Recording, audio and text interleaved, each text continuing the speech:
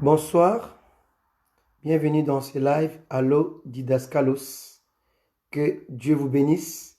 J'espère qu'on va passer un très bon moment ensemble avec la présence de notre Seigneur Jésus.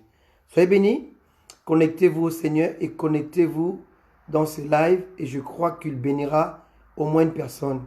Que Dieu nous bénisse. Nous commençons dans 2 minutes. Écoutons ce chant qui parle de Romains 8, qui dit que rien ne nous séparera de l'amour de Dieu. Amen. Savourons ce moment bien-aimé dans sa présence. Merci Jésus. Merci Adonai. Alléluia. Merci Seigneur. Alléluia.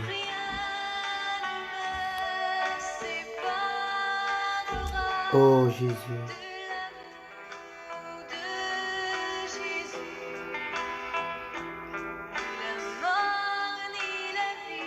Merci Jésus.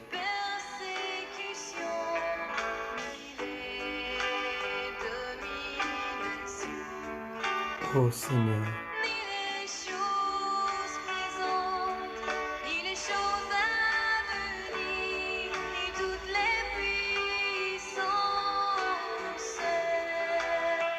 Rien ne nous séparera de cet amour divin de Dieu manifesté en Jésus. Alléluia. Savourez ces moments bien-aimés.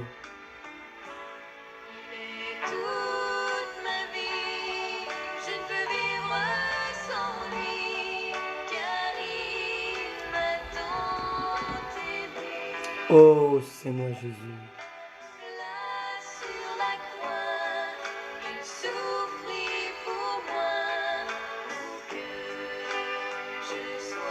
Réalisons cet amour divin de Jésus. Alléluia.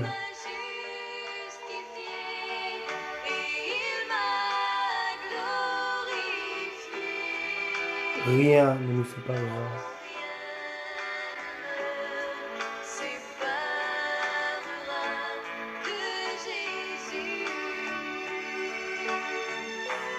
Alléluia Seigneur. Rien ne nous séparera de l'amour de Dieu. Amen. Merci Jésus.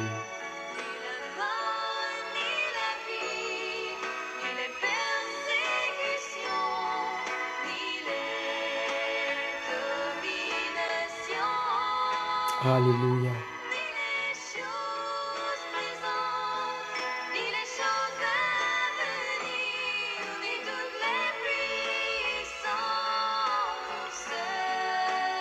Rien ne nous séparera. Amen.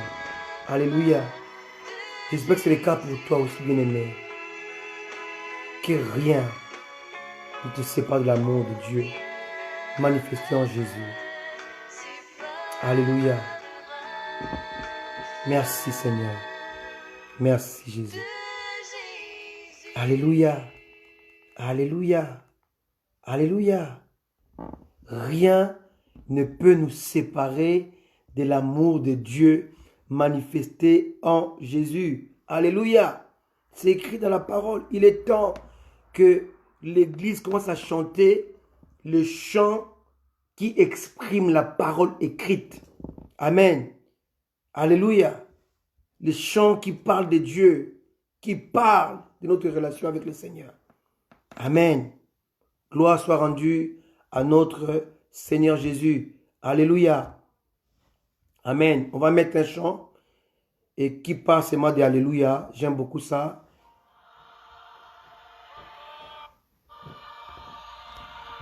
Amen. Bienvenue dans ce live. Allo Didaskalos. Il est 18h02 à Londres, 19h02 à Paris. On est ensemble.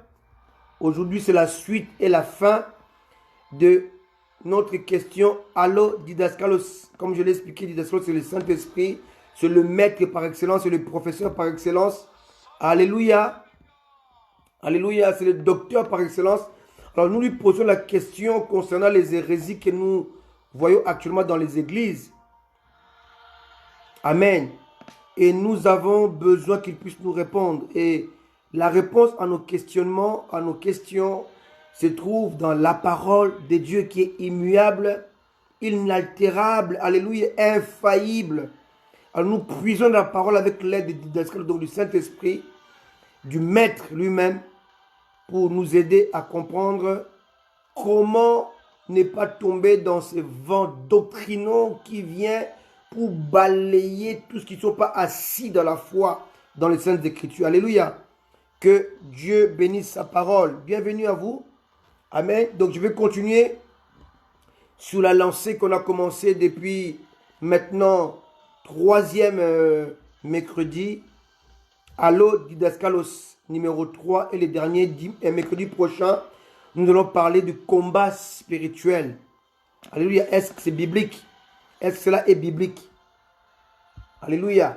Qui peut combattre? Comment combattre? Pourquoi combattre? Quand combattre? Est-ce que le combat là, il est un combat perpétuel? Est-ce qu'on doit faire des combats spirituels tout le temps? Que nous recommande les Saintes Écritures? On va dire, allô, Didaskalos, explique-nous le combat spirituel. Alléluia. Ça sera mercredi prochain. Pour aujourd'hui, on va continuer. Alléluia. Sur la suite. Je voulais m'arrêter au mercredi dernier, mais là, j'ai senti avec l'aide du Seigneur qu'il restait encore des choses qui n'étaient pas très claires, bien expliquées, bien développées, bien exploitées. Donc voilà pourquoi je voulais rajouter encore la demi-heure d'aujourd'hui pour pouvoir faire le tour. On ne pourra pas bien entendu faire le tour complètement, totalement, parce qu'il nous faut plusieurs heures, plusieurs jours, plusieurs semaines pour le faire. On aura le temps de le faire. Mais pour l'instant, nous ciblons les questions qui nous dérangent. Alléluia, pour pouvoir y répondre. Alléluia. Amen. Alors, peut-on briser le lien ou les autels qui n'existaient pas dans la vie d'un chrétien? Amen. C'est très important de comprendre un peu ces problématiques. Amen. Alors, je parlais la dernière fois de être oppressé ou être possédé. Je commençais à expliquer les deux termes. Alléluia. Je disais que la possession, c'est lorsque les démons entrent dans la personne. Mais l'oppression, c'est lorsque le démon est à l'extérieur de la personne, mais qui va essayer de manipuler ses pensées, ses actes. Amen. C'est très important. Or, lorsqu'on parle de la délivrance, on parle de la possession. La délivrance est nécessaire lorsque la personne sur qui on va faire on va prier est possédée. Mais lorsqu'il s'agit de l'oppression, la personne n'a pas besoin d'être délivrée. Elle a juste besoin de confesser ou de renoncer à ce qu'elle fait. Alléluia. Il faut faire la différence entre les deux choses très bien. On va voir ça dans les Saintes Écritures. Amen. J'avais pris l'exemple de Simon-Pierre. Alors, on va lire les Saintes Écritures pour pouvoir voir là où Jésus lui a reproché ou l'a même appelé Satan. L'a qualifié de Satan. Amen. Alors, lisons dans Matthieu 16, verset 22. Matthieu 16, le verset 22. Matthieu chapitre 16, verset 22. Alléluia. On peut commencer par le verset 21 pour mieux comprendre le texte. Dès lors, Jésus commença à faire connaître à ses disciples qu'il fallait qu'il aille à Jérusalem, qu'il souffre beaucoup de la part des anciens, des principaux sacrificateurs et des scribes, qu'il soit mis à mort et qu'il ressuscite le 3e jour. Donc Jésus annonce sa mort. Verset 22. Simon, Pierre, l'ayant pris à part, s'est mis à le reprendre et dit, à Dieu ne plaise. Seigneur, cela ne t'arrivera pas. Verset 23. Mais Jésus, se retournant, dit à Pierre, arrière de moi, Satan. tu mets en scandale. Car tes pensées ne sont pas les pensées de Dieu, mais celles des hommes. Bien-aimés, regardons un peu la différence entre le verset 23 et le verset 17, je crois. Verset 17, même chapitre 16 de Matthieu. Jésus, reprenant la parole, lui dit, « Tu es heureux, Simon, fils de Jonas, car ce ne sont pas la chair et le sang qui t'ont révélé cela, mais c'est mon Père qui est dans les cieux. » Donc, Matthieu 16, 17, Jésus affirme que l'apôtre Pierre va parler parce que ces paroles ont été inspirées par Dieu, par le Père. Et au verset 23, Jésus va le reprendre pour dire que tes pensées ne viennent pas du Père. Et Jésus n'a pas dit que ces pensées viennent du diable. Il dit, car tes pensées ne sont pas les pensées de Dieu, mais celles des hommes. Remarquons bien les terminologies. Alléluia. Bien-aimé, Jésus a dit, arrière de moi, Satan. Est-ce que Jésus a traité Pierre de Satan ou a traité les paroles que Pierre avait prononcées des paroles de Satan? Alléluia. Donc, je voudrais vous dire ceci que ici, dans ce cadre précis, il n'y a pas possession. Parce que s'il y avait possession, il y aurait besoin d'une délivrance. Alléluia. Amen. Pierre était déjà quelqu'un qui avait avec lui le Saint-Esprit, selon l'évangile de Jean que je vous ai lu la semaine dernière. L'esprit de vérité que le monde ne peut pas recevoir, mais vous le connaissez, car il demeure avec vous et il sera en vous. Jean 14, verset 17. Alléluia. Alléluia. Amen. Mais là maintenant, Jésus dit, arrière de moi, Satan, car tes pensées ne sont pas des pensées de Dieu, mais celles des hommes. Et Jésus va le reprendre et Jésus va faire allusion à ses pensées. Rappelez-vous, Philippiens chapitre 4, verset 8, que tout ce qui est honorable, digne de confiance, tout ça soit l'objet de vos pensées. Donc nos pensées doivent être constamment purifiées. Alléluia. Parce que lorsque nos pensées ne sont pas purifiées, ne sont pas connectées avec le Seigneur, nous allons laisser le libre arbitre à notre chair de pouvoir nous communiquer les pensées des hommes, les pensées charnelles. Alléluia. Donc ici, il n'est nullement question d'une possession. Il est ici question d'une oppression. L'apôtre Pierre qui était avant inspiré par Dieu, il a laissé sa chair prendre place et aussitôt, il va laisser la place à ses pensées de s'exprimer. Alors qu'avant, il avait laissé le Seigneur remplir ses pensées et lui pousser à prononcer que tu es, alléluia, tu es le Fils de Dieu qui devait venir. Au verset 16, Simon-Pierre répondit, tu es le Christ, le Fils de Dieu vivant. Et l'apôtre Jésus va maintenant lui dire que ça ne vient pas de toi. C'est mon Père qui t'a inspiré cela. Alléluia. Et là, le même Pierre va laisser ses pensées être pénétrées, oppressées, influencées par le diable. Alléluia. Et Jésus va le reprendre. Donc, il n'y a pas eu possession. Bien aimé, très souvent, lorsque nous faisons allusion à la possession ou aux délivrances, il n'en est pas le cas. Amen.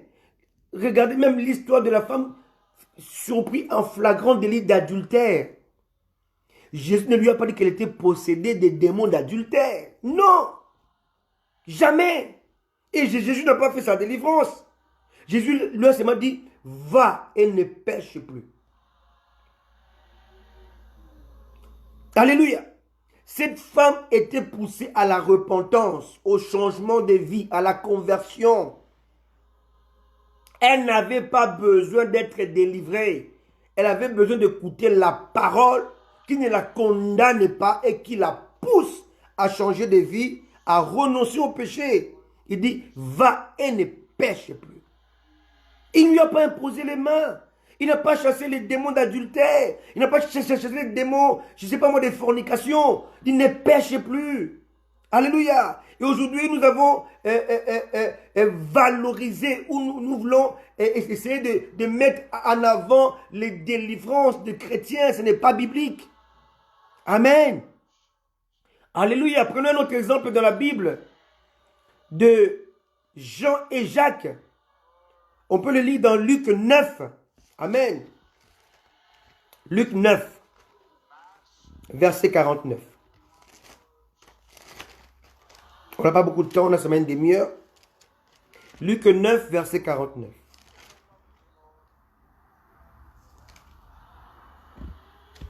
Je vais porter un peu le net parce que là, j'ai vraiment du mal à voir. Très bien. Amen. Jésus prit la parole et dit, Maître. Pardon, Jean prit la parole et dit, Maître, nous avons vu un homme qui chasse des démons en ton nom. Et nous l'avons empêché parce qu'il ne nous suit pas. Verset 50. Ne l'empêchez pas, lui répondit Jésus, car qui n'est pas contre vous et pour vous. Alléluia. Amen. Continuons.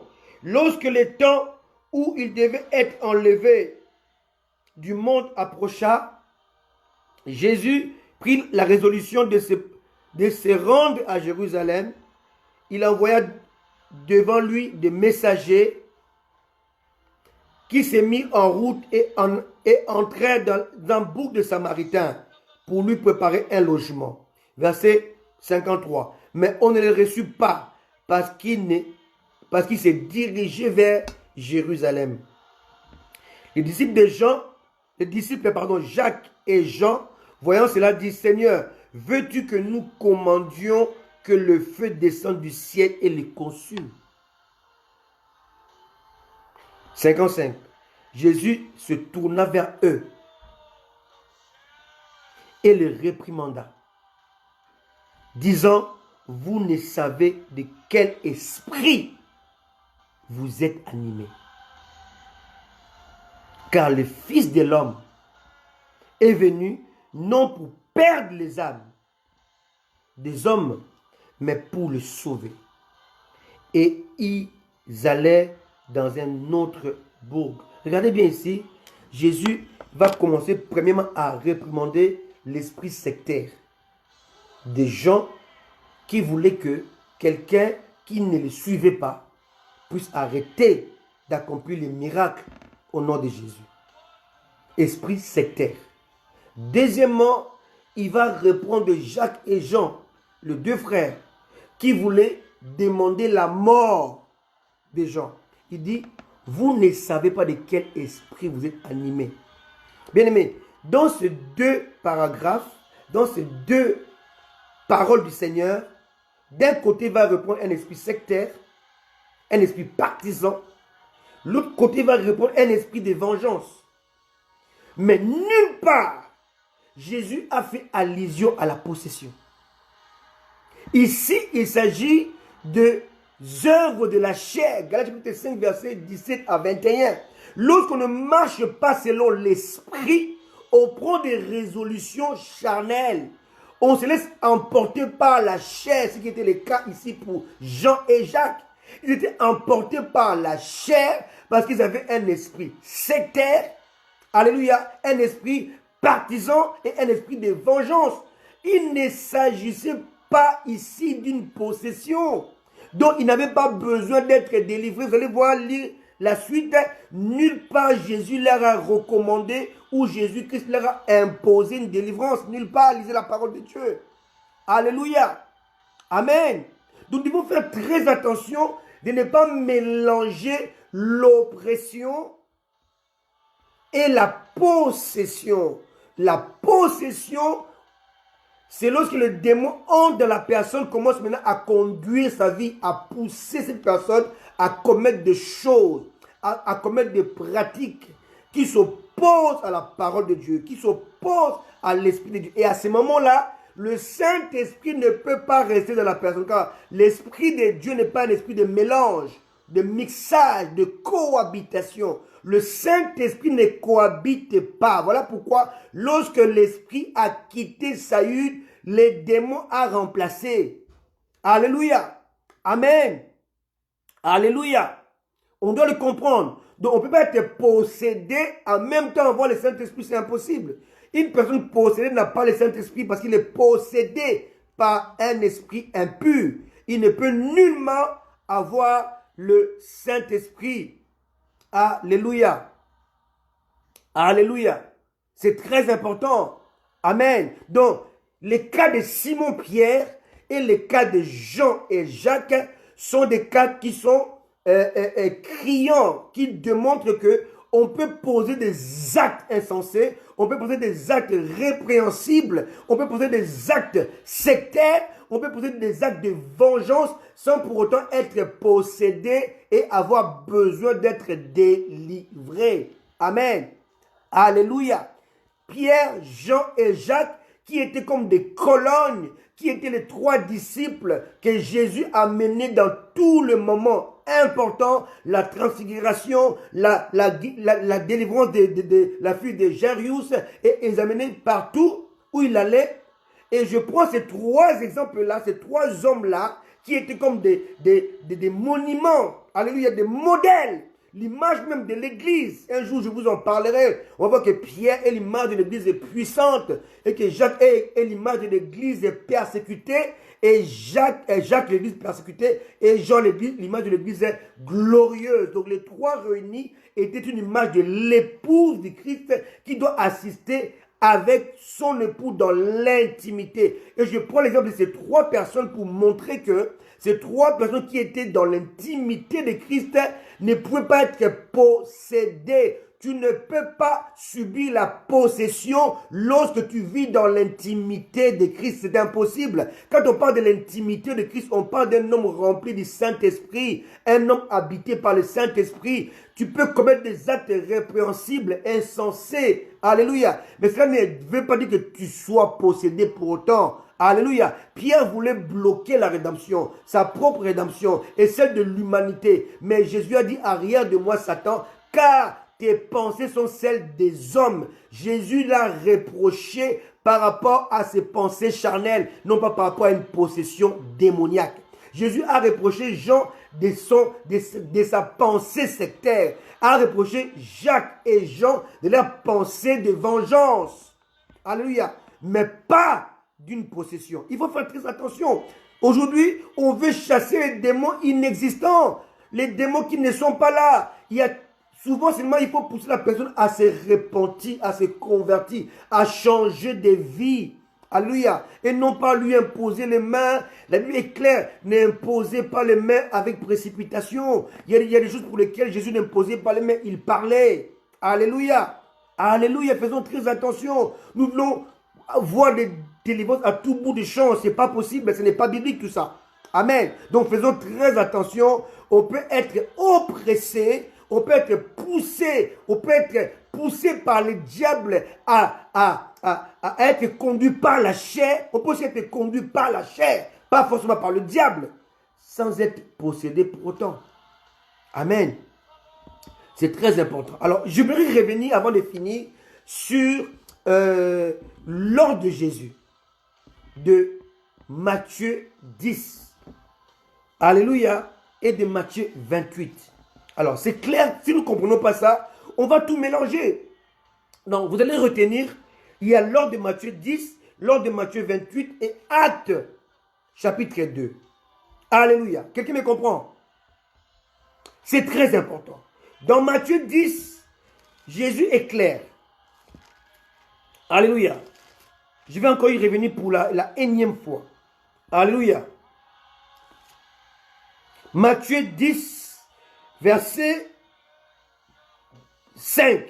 Tels sont les 12 que Jésus envoya après leur avoir donné les instructions suivantes. N'allez pas vers les païens et n'entrez pas dans les villes des Samaritains. Alléluia. Allez plutôt vers le brebis perdu de la maison d'Israël. Bien-aimé, l'ordre là est clair. Jésus a envoyé ses disciples vers les brebis perdues de la maison d'Israël. Non pas vers le païen et vers les Samaritains. Or, dans Matthieu 28, on connaît au verset 16, du verset 16 au verset 20, il dit « Allez dans le monde ». Donc, allez vers le païen et vers le Samaritain. Donc, sans exception, alléluia, allez partout et faites des disciples. Il a dit « Enseignez-leur, alléluia, baptisez-les d'abord au nom du Père, du Fils et du Saint-Esprit. » Et là, Jésus fait allusion à la dispensation du Père, la dispensation du Fils et la dispensation du Saint-Esprit. Pour dire qu'on ne peut pas ajouter à l'Église. Quelqu'un me comprend? On ne peut pas ajouter à l'Église le païen. Ce n'est pas le but de Dieu.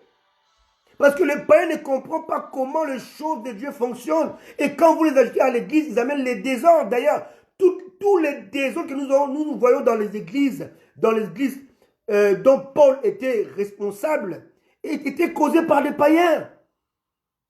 Amen. Quand on lit 1 Corinthiens 5, on dit qu'on voit un homme qui a pour femme la femme de son père. Quelqu'un qui est rempli du Saint-Esprit ne peut pas agir de cette manière-là.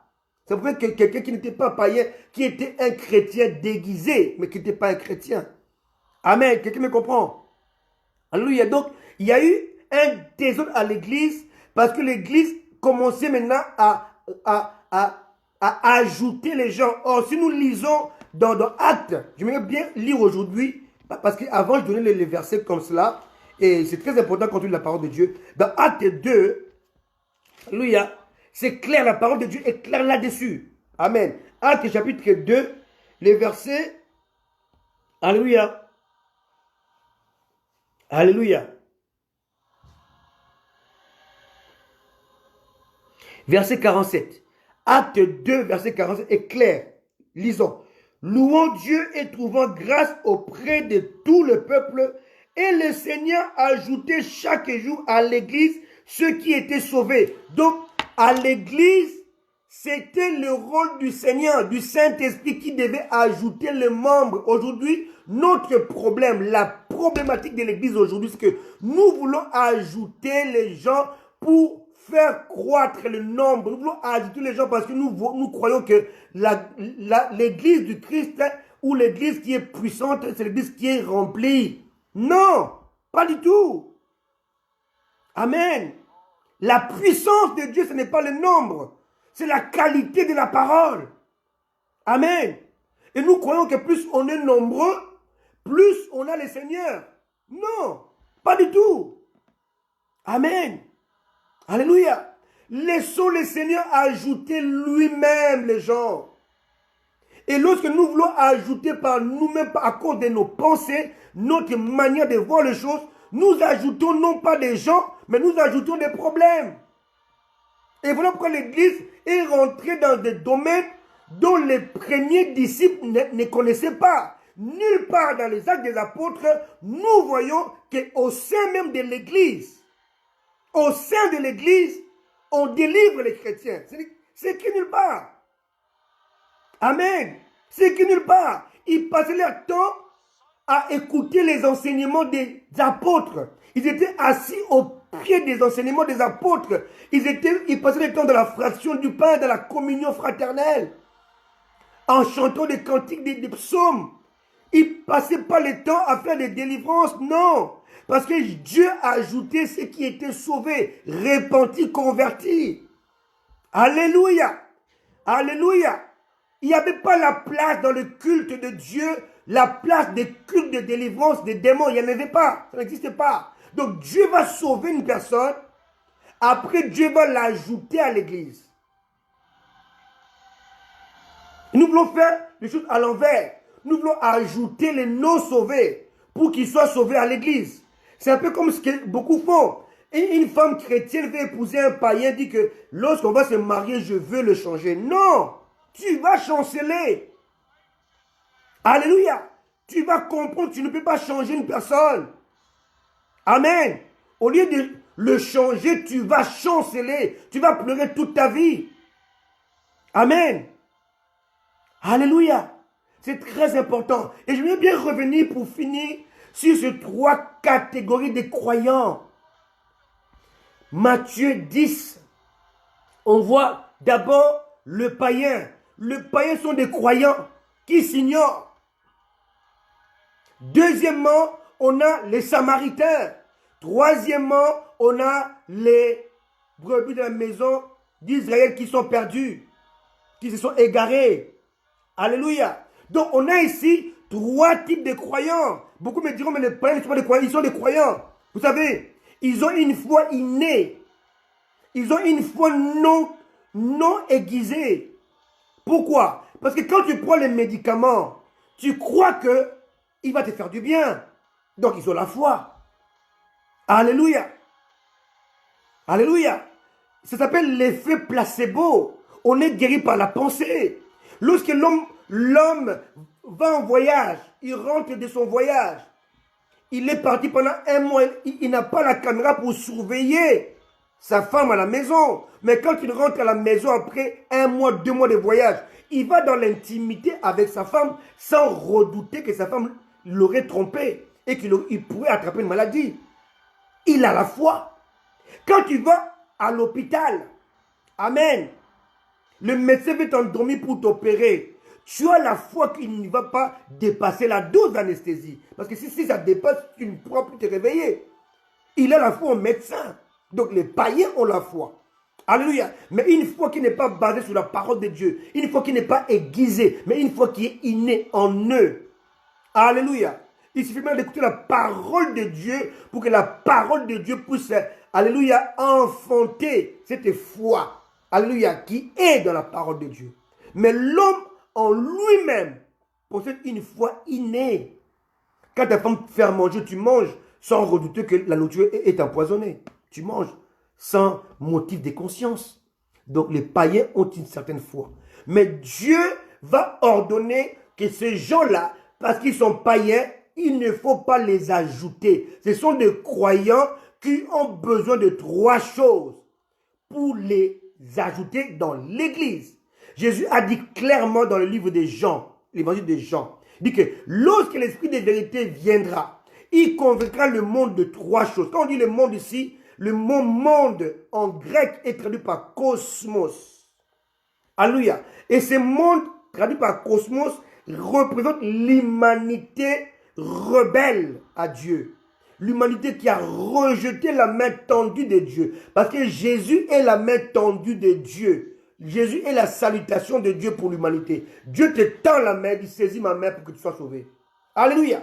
C'est cela. Et les païens refusent.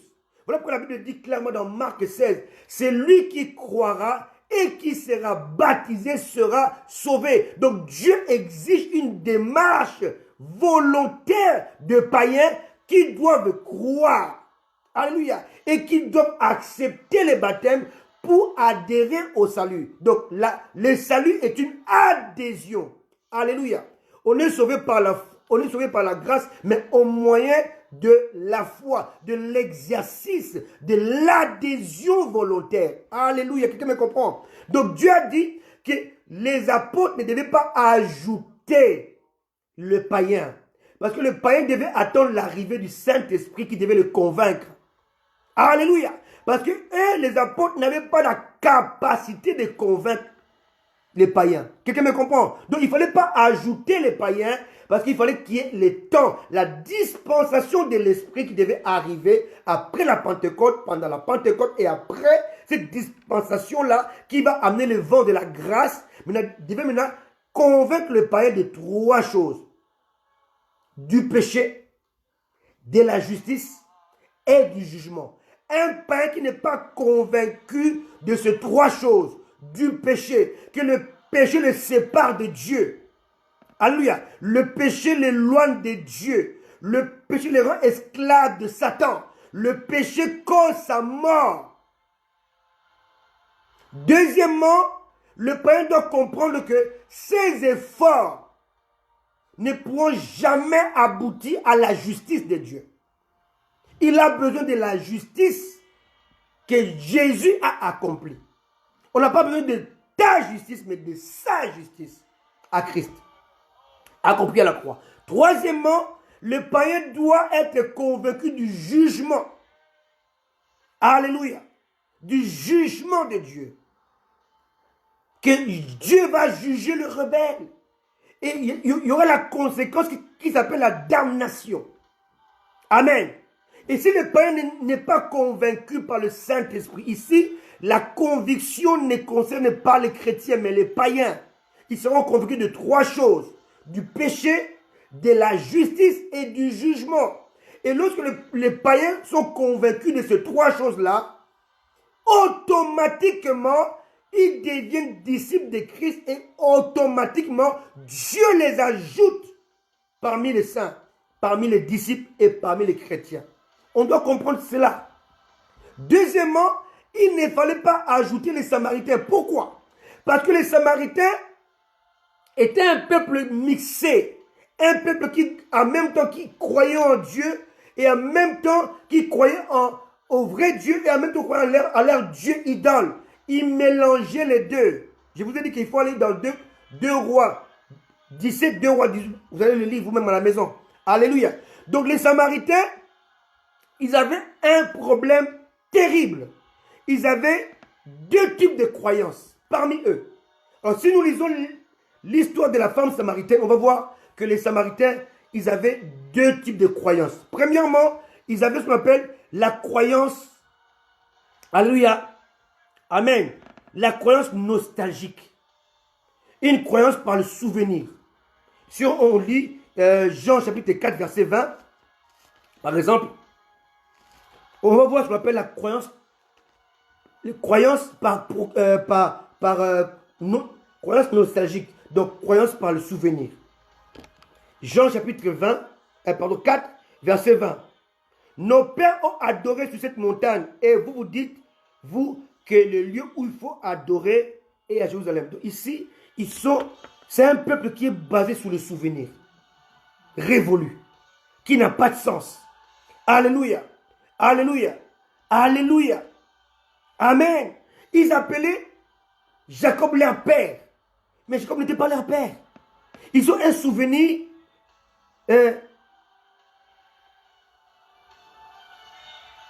qui n'est pas correct, incorrect. Alléluia. Donc en fait, ils ont une croyance nostalgique. Or, la croyance nostalgique, c'est aussi la croyance des démons. Jacques chapitre 2, verset 19 dit, crois-tu qu'il y a un seul Dieu? Tu le fais bien. Les démons aussi le croient et ils tremblent. Donc, une croyance, une sorte de foi nostalgique qui ne sauve pas, qui est seulement nostalgique. Amen. La foi nostalgique, c'est une foi dans laquelle les gens s'appuient pour se sentir à l'aise. Amen. Mais qui ne sauve pas. C'était le cas des Samaritains. Ils étaient différents des païens qui croyaient à plusieurs dieux, qui avaient besoin d'être convaincus de 3 choses, du péché, de la justice et du jugement. Mais les Samaritains, ils devaient passer de 2 croyances à la vraie croyance. Ils étaient nostalgiques. Ils s'appuyaient sur des choses qu'on leur avait dites, les choses qu'on leur avait enseignées, mais qui étaient fausses. Alléluia. Deuxièmement, les Samaritains, ils avaient ce qu'on appelle une croyance par procuration, par les témoignages. On leur a dit des choses, on leur a raconté des choses. Ils vont croire ce qu'on leur a dit, sans pour autant expérimenter eux-mêmes ce qu'on leur a dit. Donc, ils avaient 2 types de croyances. Premièrement, nostalgique. Deuxièmement, par procuration. On va les voir dans cette histoire de Jésus et la femme samaritaine. Alléluia. Lisons les versets 28. Jean 4, verset 28. Alors, la femme, ayant laissé sa cruche, s'en alla dans la ville et dit aux gens, venez voir un homme qui m'a dit tout ce que je fais. Ne serait-ce point le Christ? Or, si vous lisez dans le verset 25, cette femme avait une information. Bien aimé, c'est celui qui a la foi nostalgique, possède plusieurs informations, mais qui sont dans son esprit et qui ne conduit pas à la révélation. Si vous lisez Jean 4, verset 25, vous allez voir que cette femme, la femme lui dit, je sais que le Messie doit venir. Vous voyez, elle a une information. Une information qui ne la sauve pas. C'est lui qu'on appelle Christ. Quand il sera venu, il nous annoncera toutes les choses. Ça, c'est l'information que la femme avait reçue par rapport à la foi ou la croyance nostalgique. Verset 26. Jésus lui dit, je le suis, moi qui te parle. Donc Jésus va dire que dans ton information, voici la révélation. Mais si vous voyez maintenant ce qu'elle a dit au verset 29, venez voir un homme qui m'a dit tout ce que j'ai fait. La femme s'appuie sur le don et non par le donateur. Quelqu'un me comprend? Elle va s'appuyer sur le don de Jésus, le don de la parole de connaissance, le don de la prophétie, mais elle va rejeter l'affirmation de celui qui était le Messie. Et c'était aussi le cas. Alléluia. C'était aussi le cas des Juifs. Ils s'appuyaient sur l'arche et non pas le Dieu de l'arche. Ils suivaient l'arche de Dieu. Ils croyaient en l'arche de Dieu. Alléluia, ils avaient foi en l'arche de Dieu, mais ils avaient rejeté le Dieu de l'arche. Contre les Philistins, ils ont emmené l'arche parce qu'ils croyaient en l'arche. Ils croyaient que l'arche allait procurer la puissance, la délivrance. Alléluia, et ils avaient rejeté le Dieu de l'arche. C'est pareil pour cette femme samaritaine. Elle avait une information sur le Messie, mais face au Messie, l'information est restée information, non pas révélation. Or, Jésus lui a dit, c'est lui que tu as appris. C'est lui que tu as appris par information, par ta croyance nostalgique, c'est moi. Mais lorsqu'elle va annoncer aux gens, elle va faire passer en premier, non pas le Messie qui sauve, mais la prophétie du Messie. La parole de connaissance du Messie. Et c'est ça aujourd'hui, les Samaritains des temps de la fin, c'est comme cela. Dieu ne les intéresse pas. Jésus ne les intéresse pas. Ce qui les intéresse, c'est que Dieu a dit, par son prophète, par son serviteur, pasteur, localise-moi, prophète, localise-moi. Qu'est-ce que Dieu m'a dit? Il ne veut pas de ce Dieu, il veut de sa prophétie, il veut de sa parole de connaissance. On appelle ça la foi nostalgique, la foi par le souvenir. Il va dans une campagne, il va dans une croisade, il va dans une réunion de prière, non pas parce que Dieu lui a dit, parce qu'il a appris ce que le pasteur avait fait dans le passé, avait fait dans tel ou tel pays. Sa foi est nostalgique. La foi nostalgique ne sauve pas. C'était le cas de la femme. Et c'était le cas de tous les Samaritains. Voilà pourquoi Jésus a dit, n'allez pas chez les païens. Ils ont besoin d'être convaincus de trois choses. Du péché, de la justice et du jugement. N'allez pas chez les Samaritains parce qu'ils doivent quitter la foi nostalgique et la foi par procuration. Et pour le faire, je suis le seul capable de le faire. Jésus a renvoyé tous ses apôtres pour rester seul avec les Samaritains parce que cette tâche-là, les apôtres ne pouvaient pas le faire. Pourquoi? Parce qu'il fallait une vraie rencontre avec lui-même. La foi par adhésion. Et la foi par adhésion, c'est la foi de la rencontre, de l'expérience personnelle avec le Seigneur. Quelqu'un compris? Alléluia. La foi nostalgique, la foi par procuration ne sauve pas. Ça te pousse seulement à aller chercher les sensations, les sensationnels. Mais la foi par adhésion, c'est la foi qui t'amène à expérimenter Dieu. Que l'information que tu as reçue se transforme en révélation. Le Dieu que tu as appris, bien aimé, vous savez c'est quoi la différence entre l'information sur Jésus et la révélation de Jésus? L'information sur Jésus-Christ, c'est la parole de Dieu. Mais la parole de Dieu raconte les choses qui sont passées il y a plus de 2000 ans. Mais la révélation de Jésus, ce que Jésus fait maintenant, dans le présent. Cette parole-là, qui parlait que Joseph a fait ceci, on doit le voir que Joseph était l'ombre de Christ. C'est la révélation. C'est ça qui apporte le changement. Amen. Quelqu'un a compris? Alléluia. Et les Samaritains étaient comme cela. Ils avaient deux types de croyances, deux types de foi. La foi nostalgique et la foi par procuration. Malgré la révélation de Jésus-Christ qu'il était le Messie, mais la femme a dit, ne serait-il pas lui le Messie? Elle n'a pas pu affirmer ça parce qu'elle était assise sur la nostalgie. Elle était assise sur la procuration. Et vous allez voir que la foi par procuration peut amener les gens à Dieu, mais pas, il ne peut jamais sauver les gens. Lisons les versets pour finir, le verset 39. Jean 4, 39. Plusieurs Samaritains de cette ville crurent en Jésus à cause de cette déclaration formelle de la femme. Il m'a dit tout ce que je fais. Tout ce que je fais, foi par procuration. Alléluia. Foi par procuration, c'est la foi par les témoignages des autres.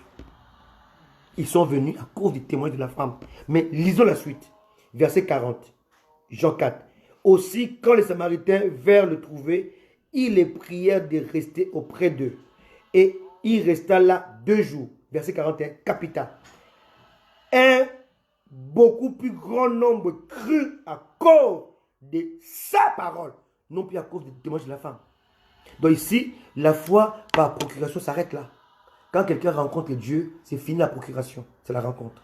La suite. Lisons. Alléluia. Verset 42.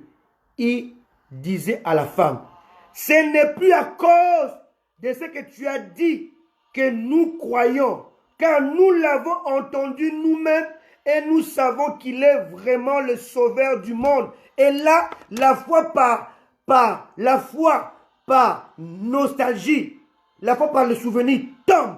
La foi par procuration, par le témoignage tombe. Et la seule foi qui sauve, c'est la foi par la rencontre.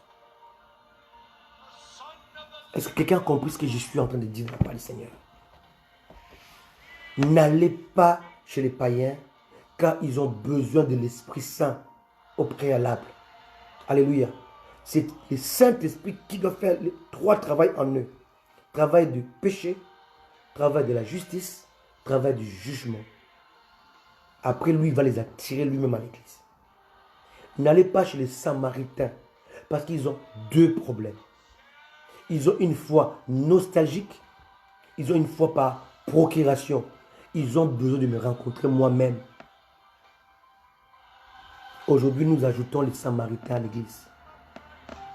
Qui ne viennent pas parce que Jésus est Seigneur, parce qu'on a entendu les échos du pasteur. On a entendu la renommée d'un homme de Dieu. On a entendu qu'un homme de Dieu fait des miracles, fait des prodiges. Ils ne viennent pas voir Christ, ils viennent rencontrer un homme. Dieu n'en veut pas dans les églises. Dieu veut des Juifs qui étaient conduits par la foi. La foi était comme le pédagogue qui devait venir les ramener à Christ. Que Dieu vous bénisse. Alléluia. Que Dieu vous bénisse. Amen. Laissons au Seigneur le soin d'ajouter dans son église ce que lui, Dieu, a sauvé. Parce que nous croyons sauver. Alléluia. Alléluia. Amen. Alléluia. Alléluia. Quelqu'un a compris? Amen. N'ajoutons pas les gens. Dans l'église primitive, c'est le Saint-Esprit qui a ajouté. N'ajoutons pas les païens pour grossir le nombre de membres. Laissons le Saint-Esprit travailler dans ces 3 domaines. Le péché. Parce que si les Saint-Esprit ne travaillent pas sur le péché, ce que vous ajoutez là, ils vont ramener les péchés à l'église. Ils vont contaminer les péchés à l'église. Si vous ne cherchez pas que l'Esprit de Dieu les convainque de la justice, ils vont chercher à se rendre justes. Et même quand il y aura les problèmes, ils ne vont pas laisser Dieu faire. Non, les leaders tranchés, ils vont vouloir se rendre de justice. Voilà pourquoi dans beaucoup d'églises aujourd'hui, quand quelqu'un, on lui fait du mal, il veut taper les pasteurs. Il dit, rendez-moi toutes mes dîmes, toutes mes offrandes. Pourquoi? Parce qu'il ne connaît pas la justice de Dieu. Il veut se faire lui-même justice. Alléluia. Amen. S'il n'est pas convaincu par le jugement, il peut saccager l'église. On a vu les gens détruire les églises en France. Les combattants. Parce qu'ils ne sont pas convaincus par le jugement de Dieu. Jésus a dit, celui qui détruira ma maison, je le détruirai. Il parle de notre corps, bien entendu. Alléluia. Amen. Si nous les ajoutons à l'église, nous ne faisons rien de spécial. Parce qu'ils ne changeront pas parmi nous. C'est Dieu qui doit les changer pour les amener et les ajouter. Amen. Allô, Didaskalos. Peut-on délivrer un chrétien? Non. Ceux que nous délivrons dans nos assemblées, dans nos églises, ce ne sont pas des chrétiens. Ce sont soit des païens, soit des samaritains. Les samaritains, c'est l'image de la religion. Les païens, c'est l'image des païens. Les juifs, c'est l'image de ceux qui étaient conduits autrefois par la loi. Amen. Que Dieu vous bénisse. Amen. Vous savez pourquoi ceux qui viennent de l'islam, lorsqu'ils se convertissent en Christ, ils sont très efficaces? Parce qu'ils étaient conduits par la loi. Alléluia. Les Chinois, quand ils se convertissent, ils sont très efficaces. Parce qu'ils étaient dominés par la loi. Vous allez voir que dans beaucoup de pays où se trouvent les dictateurs, lorsque les chrétiens se convertissent, ils sont vrais. Parce qu'ils étaient conduits par la dictature. Une sorte de loi humaine imposée. Voilà pourquoi les Juifs, qui étaient conduits par la loi de Moïse, devaient être le premier à rejoindre l'église. Parce que la loi était les pédagogues d'après Galates chapitre 3. On l'a lu la dernière fois. Amen.